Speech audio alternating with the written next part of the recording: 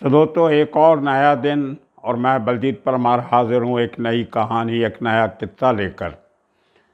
आप में से बहुत सारे लोग बहुत दिनों से एक रिक्वेस्ट करते आ रहे हैं कि हमें मीन्स आप लोगों को मैं कुछ ऐसी बात बताऊं जिसमें ये खुलासा हो कि आजकल अंडरवर्ल्ड के लोग, जहाँ अंडरवर्ल्ड से जो लोग एक समय जुड़े हुए थे, वो आजकल क्या कर रहे हैं। ये बहुत टीडियस सवाल है। बेसिकली तो जो आदमी एक बार क्राइम से जुड़ जाए तो वो कोई बाहर सोसाइटी में आके सीधा काम करने के काबिल रहता नहीं है। अगर कोशिश भी करेगा तो उसको समाज या पुलिस या एजेंसीज जीने नहीं देंगे। लेकिन फिर भी बहुत से लोग एक नए तरीके से एक नया अंडरवर्ल्ड बनाने की फिराक में लगे हुए हैं। मुझे कभी ऐसा भी लगता है कि जो दौर पुराना अंडरवर्ल्ड का था, जिसमें खून खराबा, मारामारी, गैंगवार, मर्डर, एक्सटॉर्शन और कंट्रैक्ट किलिंग, शार्प शूटर की भर्ती, हथियारों की सप्लाई, पैसे का लेन देन, एक दूसरे की सेटलमेंट, इस किस्म के धंधे छोड़ के सब बड़े अंडरवर्ल्ड के सरगना इससे मिले जुले हुए काम ही करते हैं। लेकिन फ़र्क सिर्फ इतना है कि इसमें ब्लड शेड नहीं है, इसमें खून खराबा नहीं है, फिरौती की घटनाएं बहुत कम हुई हैं, लेकिन सेटलमेंट और प्रोटेक्शन आज भी बहुत बड़े लेवल पे चल रही है। और बिल्कुल उसी तरह चल रही है जिस तरह से पहले पुलिस के साथ मिलके, सरकार के साथ मिलके, पॉलिटिशियन के साथ मिलके, कोर्ट कचहरी का फ़ायदा उठा के, वकीलों के साथ सलाह लेके, सब कुछ उसी तरह चल रहा है, लेकिन करने का तरीका बदला है। थोड़ी सी आप आज के दिन में आपको भूमिका देता हूँ। कल से आने वाले 3-4 दिनों में इसी टॉपिक के ऊपर डिफरेंट जो सरगना थे, जितने गैंग थे, दाऊद गैंग, छोटा राजन गैंग, अरुण गवली गैंग, अमर नायक, कुछ गैंग तो तकरीबन ख़त्म हो गए हैं, जिनका कोई आज के दिन में वजूद नहीं है, जैसे वर्दा राजन, मुरलियार का गैंग या करीम लाला का गैंग। वो आज के दिन में बहुत कम सक्रिय हैं और बहुत से लोग अपने आप को साइड में करके इनके लोग बैठ गए हैं और बड़े अजीब अजीब तरीक़ों से उन लोगों ने पैसे कमाए। अंडरवर्ल्ड में रह के भी उन्होंने कोई उस समय पे ऐसा काम नहीं किया गया कि उसको बाद में पुलिस तंग करे या कानून का शिकंजा उनके ऊपर कसा जाए। लेकिन आज के दिन में जो तरीका बदला है वो सरकारी कानून के साथ मिलकर बदला जा रहा है। फॉर एग्ज़ाम्पल, पहले बहुत से गैंग बड़े लेवल पे स्मगलिंग करते थे, सोने की, इलेक्ट्रॉनिक गुड्स की, चांदी की, कपड़े की और इसके साथ मिलती हुई चीज़ें जिनकी डिमांड हिंदुस्तान में ज़्यादा होती थी। अब इन लोगों ने हज़ारों इंपोर्ट एक्सपोर्ट कंपनीज खोल ली हैं। अगर आप जो director general of import export है, जो लाइसेंस देते हैं, जिसको हम एग्जिम पॉलिसी बोलते हैं, एक्सपोर्ट इंपोर्ट मिला के एग्जिम उसका वर्ड बना हुआ है। अगर आप मुंबई के लाइसेंस जो हैं इंपोर्ट एक्सपोर्ट के मिले हुए, इंपोर्टर्स लाइसेंस, एक्सपोर्टर्स लाइसेंस, उसकी अगर आप बात करें, आप हैरान रह जाओगे कि हिंदुस्तान में उतने लाइसेंस नहीं जितने अकेले मुंबई में हैं। और उनमें से भी मेजॉरिटी ऑफ लाइसेंस जो हज़ारों की गिनती में हैं वो साउथ मुंबई के लोगों के हैं। साउथ मुंबई जिसमें कोलाबा, बीटी, मोहम्मद अली रोड, मस्जिद एरिया, भिंडी बाजार, डोंगरी, नागपाड़ा, पाईदुनी, अगरीपाड़ा, ये एरियाज आते हैं। इन एरियाज में से 70% जो एरिया है वो मुस्लिम डोमिनेटेड एरिया है। पूरी तरह से वहाँ पे दूसरे लोग कुछ हैं, बिजनेस करते हैं, लेकिन रेसिडेंट्स जो हैं वो बहुत कम हैं, गिने चुने लोग हैं। और वहाँ पे जो लोग एक ज़माने में जो समुंदर के रास्ते से सोना स्मगल होके आता था, टनों के हिसाब से हर साल आता था, वो अभी छोटे छोटे कंसाइनमेंट में आने लग गया है। बहुत बड़ी कंसाइनमेंट आती हैं कपड़े की। चाइना से माल आता है, लेकिन डायरेक्ट चाइना से नहीं आता। चाइना से कंटेनर दुबई पहुंचते हैं, दुबई से रीशिपिंग होती है, हिंदुस्तान में आ जाती है।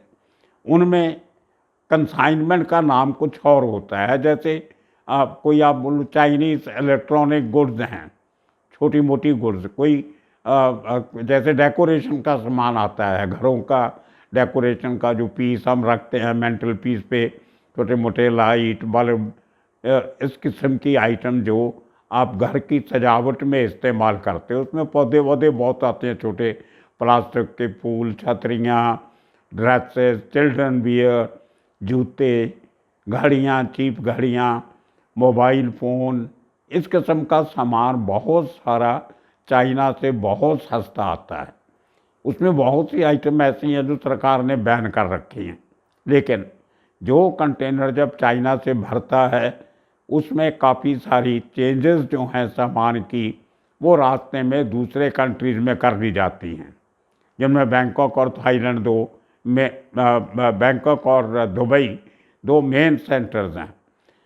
यहाँ पर वो शिपिंग इस तरीके से करते हैं शिपिंग कंपनी का कि उसको सिद्ध कर सकें कि अब सीधा माल मंगवाते तो हमें महंगा पड़ना था, लेकिन शिपिंग लाइनर्स के थ्रू या जो फ्रेट की जो बड़े जहाज़ आते हैं उनके थ्रू जो सामान हमें दुबई से मंगवाना सस्ता पड़ता है। लेकिन पूरा सामान ग्रे मार्केट में जितना इन साउथ मुंबई में बिकता है उतना शायद पूरे हिंदुस्तान में, दिल्ली को छोड़ के, दिल्ली भी इस किस्म का काम बहुत होता है, लेकिन मुंबई में तो हद है उसकी। इतने इम्पोर्टर एक्सपोर्टर खुले हुए हैं जिनको खुद पता भी नहीं कि वो क्या मंगवा रहे हैं या क्या नहीं मंगवा रहे हैं। एक कार्टेल बन गई है, बहुत बड़े कुछ लोग, गिनती के 20-25। आज मेरी किसी से बात हो रही तो उसने तो नंबर बहुत ज़्यादा बता दिया। उस एरिया से बात कर रहा था मैं, भिंडी बाजार से किसी से, बोलते 150 के ग्रुप के करीब लोग इसमें सरगर्म हैं। उन्होंने आगे सैकड़े लोगों के नाम से लाइसेंस ले रखे हैं। जिसके नाम पे लाइसेंस है उसको पता ही नहीं क्या आ रहा है क्या जा रहा है।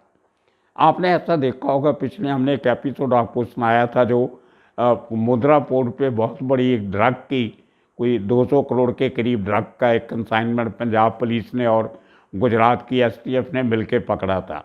उसमें जिस एक आदमी का लाइसेंस इस्तेमाल किया गया था, इंपोर्ट लाइसेंस, वो पंजाब के संगरूर डिस्ट्रिक्ट का था और उसको पता ही नहीं कि उसके लाइसेंस पे क्या मंगवाया जा रहा है। मतलब आपने लाइसेंस तो दे दिया, आपने ये कोई चेक नहीं करते कि आप वो जो आज जिस आदमी को लाइसेंस दिया जा रहा है उसका एक्सपर्टीज़ है कि नहीं है मंगवाने का। मत कोई बड़ी कंपनी हिंदुस्तान की ऐसी नहीं है, वो टाटा हो, बाटा हो, बिरला हो, अंबानी हो, अडानी हो, जिनके पास सैकड़ों हज़ारों कंपनीज़ के नाम पे, फिक्टिशियस कंपनीज ज़्यादा, उनके नाम पे लाइसेंस लेके रखे हुए। उनके कभी आप एड्रेसेस चेक करो, अभी तो काफ़ी चेंज हो गए। एक ज़माना था जब एक बार डीजीएफटी ने, foreign trade, director general foreign trade जो थे, उन्होंने एक स्टडी किया था, रिसर्च किया था पैटर्न। उसमें 80% जो एड्रेसेस थे लाइसेंस पे वो महात्मा गांधी रोड के थे। किसी को फिर एड्रेस दिया हुआ है 12 MG road Mumbai, 180 MG road Bangalore, 130 MG road Calcutta. इस किस्म से महात्मा गांधी रोड तकरीबन हर बड़े शहर में है। जो मर्जी नंबर आप डाल दो, जो मर्जी एड्रेस डाल दो, आपको लाइसेंस बिना चेक किए मिल जाता है। आपको पासपोर्ट बनाना है तो 50 किस्म की चेकिंग होती है। ड्राइविंग लाइसेंस बनाना है तो कितने आपको चक्कर काटने पड़ते हैं। अभी राशन कार्ड का झंझट खत्म हो गया, पहले राशन कार्ड बनाने के लिए क्या क्या नहीं करना पड़ता था। आप गाड़ी एक रजिस्टर करवाते हो, उसके लिए 50-50, 60 दिन आपको लग जाते हैं नंबर लेने के लिए। आधार कार्ड बनाने के लिए 50 किस्म के डॉक्यूमेंट्स आपसे मांगे जाते हैं। तो ये आम जिंदगी की बातें हैं जो हर आदमी की प्रॉब्लम है। लेकिन इंपोर्ट एक्सपोर्ट लाइसेंस देने के लिए कोई चेकिंग नहीं होती। आप ऑनलाइन अप्लाई कर दीजिए, आपको लाइसेंस मिल जाता है। और वो लाइसेंस जो है वो 2 नंबर के लोग आपका इस्तेमाल करते हैं। आप उसको एक प्रीमियम पे किसी को बेच देते हो। वो लाइसेंस आपने किसी को बेच दिया, उस आदमी ने उस पर ड्रग मंगवाई, केमिकल मंगवाए, जब तक माल आता है। लेकिन जब पकड़ा गया तो जिसने मंगवाया वो तो छूट जाएगा, जिसका लाइसेंस था वो अंदर हो जाता है। उस संगरूर वाले लोग आज तक गुजरात के चक्कर लगा रहे हैं, जिन्होंने अपना लाइसेंस किसी को दे दिया था चंद पैसों के लिए, कुछ हज़ार रुपयों के लिए। तो ये एक बहुत बड़ा फ्लॉ है। तो अंडरवर्ल्ड ने अभी ऐसे लोगों का सहारा लेके, पहले जो स्मगलिंग क्रिमिनल एक्टिविटी के तौर पे की जाती थी, चोरी चकारी से की जाती थी, अफसरों से मिलके की जाती थी, वो आज अफसरों की निगाह के नीचे लीगल तरीके से की जा रही है। आप देखिए, कोई सोने की अराइवल में फ़र्क नहीं आया, कोई सोने की शॉर्टेज नहीं हुई, बल्कि इम्पोर्टर्स ने और तरीके ढूंढ लिए हैं कि अगर आप सीधा सोना मंगवाते हो, कच्चा सोना जिसको बोलते हैं, ईंट की शेप में या बिस्कुट की शेप में, तो उसमें ड्यूटी ज़्यादा है। अगर आप ऑर्नामेंट्स मंगाते हो, गहने बने हुए उसके, तो उसके ऊपर ड्यूटी कम है। और कुछ कंट्रीज़ के साथ साਡਾ फेवरेट ट्रेड एग्रीमेंट हुए हैं। वो कंट्री जिनको हम अपना दोस्त मांगते हैं, इंपोर्ट एक्सपोर्ट में बढ़ावा देने के लिए उनको टैक्स रिबेट देते हैं। उनमें से साउथ कोरिया एक कंट्री है, उसमें कुछ और भी छोटे छोटे कंट्री हैं, काफ़ी सारे जोड़ रखे हैं, बड़ा कंट्री कोई नहीं है साउथ कोरिया को छोड़ के। तो वहाँ से साउथ कोरिया से ज्वेलरी बन के आती है। कभी सुना आपने? साउथ कोरिया में तो ज्वेलरी पहनते ही नहीं लोग, बनाएंगे कहाँ से? ज्वेलरी के लिए तो हिंदुस्तान दुनिया का सबसे बड़ा सेंटर है। यहाँ पे सब ज्वेलरी बनती है हिंदुस्तान में, यहाँ से बन के एक्सपोर्ट होती थी। हमारी तो ज्वेलरी एक्सपोर्ट प्रमोशन कॉरपोरेशन भी बनी हुई थी। तो इस तरीके से कानून का फ़ायदा उठा के, कानून की कमियों को एक्सप्लॉइट करके जो काम किया जा रहा है, वही लोग कर रहे हैं जो एक ज़माने में अंडरवर्ल्ड के साथ जुड़े हुए थे, जो लोग उनको कंट्रोल करते हैं। मुझे सोर्सेज ने ये भी बताया कि ये जो बड़े सरगना हैं इनके, उसका टच किसी का डी कंपनी से है, किसी का छोटा राजन कंपनी से है, किसी का अमरनाथ के लोगों से है, किसी का एनकाउंटर स्पेशलिस्ट से है, किसी का किसी पॉलिटिशियन से है। वही लोग सब जो पहले और तरीके से काम करते थे, अभी इस तरीके से करना शुरू कर दिया। और वो लोगों की मीटिंग्स अक्सर हिंदुस्तान के बाहर होती हैं, क्योंकि इसमें जो इलीगल जब आप और लीगल इंपोर्ट एक्सपोर्ट करते हो, आपको जहाँ से सामान खरीदना वहाँ पैसे भी तो भेजने होते हैं। वो पैसा कैसे जाएगा? अगर लीगल रूट से जाएगा तो उस पर आपको कल को ईडी, इनकम टैक्स, ये एजेंसीज आ जाती हैं सामने। उसको बाईपास करने के लिए कुछ पैसा ऑफिशियली भेजा जाता है, उसमें ऑर्डर कम का दिया जाता है, लेकिन बाकी का पैसा बाहर दे दिया जाता है हवाला के रूप में, और उसका एक्स्ट्रा माल कंटेनर में भर दिया जाता है और वो हिंदुस्तान पहुंच जाता है। तो वो पैसा पहुंचाने वाले और लोग हैं। आपने कभी शायद सोचा होगा कि नोटबंदी आने से ब्लैक मनी बाहर आ गई। कुछ नहीं हुआ, बल्कि उससे ज़्यादा ब्लैक मनी का चलन बढ़ गया है। पिछले 4-5 साल से जितना ब्लैक मनी का चलन बढ़ा है, उतना हिंदुस्तान में उसके पहले कभी नहीं था। आज भी हवाला ऑपरेटर सबसे ज़्यादा पैसा कमा रहे हैं। मुझे कितने लोगों के फ़ोन आते हैं बाहर से, अंदर से, आप मुझे, आपकी इतनी जान पहचान है, ज़रा इस कंट्री में किसी से बात करवा दीजिए, हम हवाला का बिज़नेस करना चाहते हैं, आपका हिस्सा आपको मिल जाएगा। तो ये लोगों का एक नया बिज़नेस बन गया है। हवाला जो नोटबंदी के बाद ख़त्म होना चाहिए था, वो और प्रफुल्लित हो गया। और आपने देखा होगा पिछले 6 महीने में जो कहीं 200 करोड़ रुपया कैश पकड़ा जाता है, और सब वो नोट हैं जो नोटबंदी के बाद लागू किए गए थे। नए नोट 2000 के, 500 के, 200 के, ये नोट पकड़े जा रहे हैं। कहीं 400 करोड़ पकड़ा जाता है, कहीं 500 करोड़ पकड़ा जाता है। इतनी बड़े अमाउंट उसके पहले कभी नहीं पकड़े जाते थे। कहने को तो सरकार कह सकती है कि पहले की सरकारें पकड़ती नहीं थी, इसलिए ये सामने नहीं आते थे। हम इनको पकड़ रहे हैं इसलिए सामने आ रहे हैं। लेकिन आपने ऐसा सिस्टम में कमियां क्यों रखी हुई हैं जो ऐसे लोगों को 200-200, 400-400 करोड़ रुपया कैश में इकट्ठा करने की इजाज़त दे देता है? तो ये कमियां कहीं ना कहीं उन लूप होल्स का फ़ायदा अंडरवर्ल्ड से जुड़े हुए लोग उठा रहे हैं। उस बिजनेस से जो पैसा कमाया जाता है, उसकी मीटिंग्स जो हैं उसको री इन्वेस्टमेंट करने के लिए वो ज़्यादातर सऊदी अरेबिया में होती हैं, जहाँ पे लोग जो जब उम्रा करने जाते हैं या अपने दूसरे रिलीजियस फंक्शन के लिए, वहाँ पे हांगकांग के व्यापारी, इनके चाइना के व्यापारी, सिंगापुर के, कीनिया के, इंग्लैंड के, अमेरिका के सब इकट्ठे हो जाते हैं।